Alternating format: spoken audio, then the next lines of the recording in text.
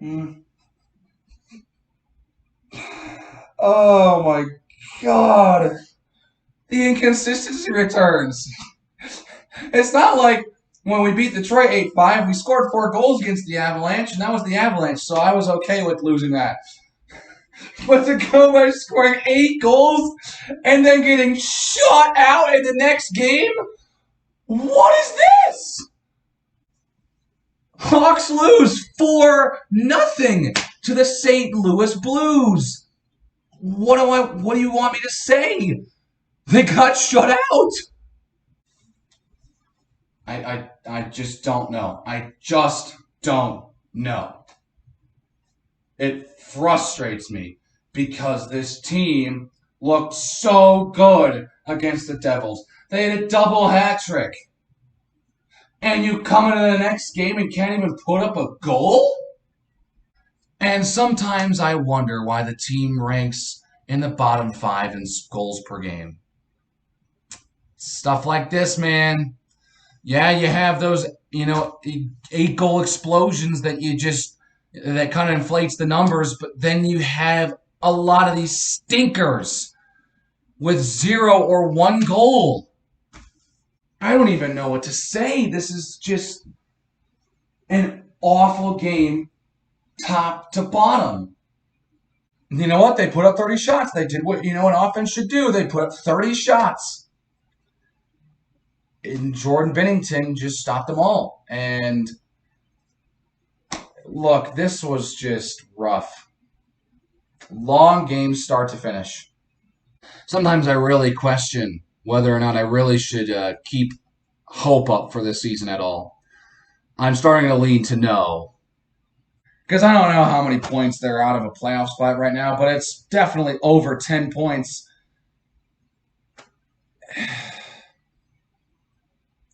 We're reaching to that point of the season where we are actually almost at 56 games, and the team was better at this point of the year. Through 54 games of play, the Hawks had a better record and just looked better in general than they have this year. And honestly, by just looking at the pure talent of this team, that should not even be close to the case. Because last year it was basically the Patrick Kane and Alex DeBrincat show with Brandon Hagel showing up sometimes, Dominic Kubalik and Dylan Strome as the supporting cast. But I mean, this year they got Jonathan Toews back. DeBrincat's still playing like a superstar. He got to his first All-Star game. Patrick Kane's still playing well.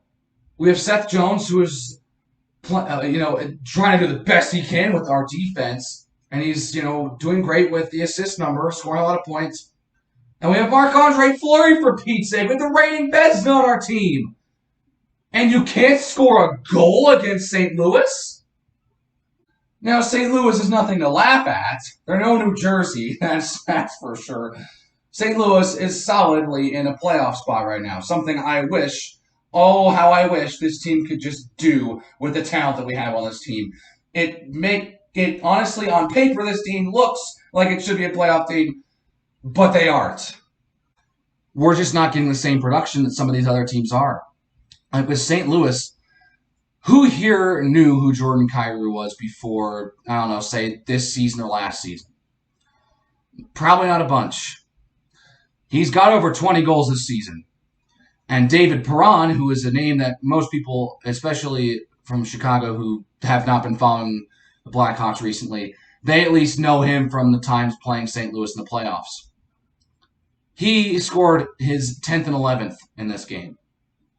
So St. Louis is actually getting production not from their big names, and that's something that the Hawks are struggling with. We're getting production from DeBrincat and Kane. That's really it. I mean, we're getting production from Jones in the assist category. He's got a few goals, but then again, that's usually what you see from defensemen.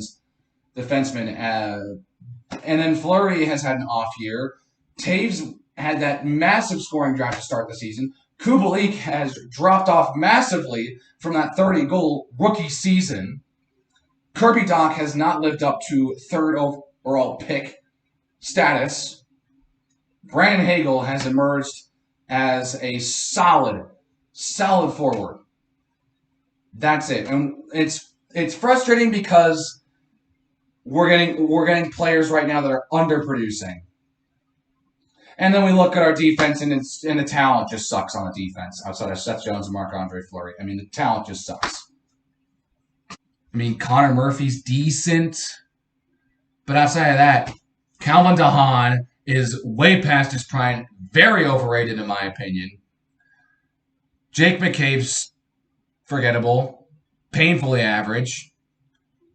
Caleb Jones is trying his best. I'm going to leave it at that. I don't really know, like, who else do we have? We're basically cycling through Rockford at this point. Look, this is just a bad game. This is a team that sucks. And a game like this shows it. They'll have an odd, really good game like they did against the Devils, but more often than not, they don't play well. And they got shut out once last season. I don't even know how many times we have been shut out this year. I'd have to go check, but it's probably around 4 or 5.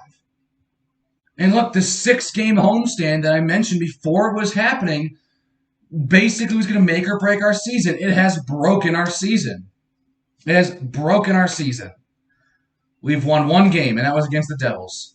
We got a shootout loss, 1-0 to the Stars. Garbage rest. The other 3 games were bad. Other 3 games were bad. The Panthers game, at least, were only down by 1 with about 2 minutes to go. But 2 empty netters will make it a 3-goal game. Even if they do win against the Oilers on Niklas Hjalmarsson's legacy night, what's that going to do? It's a 2-3-1 homestand in a 6-game homestand. That's not good.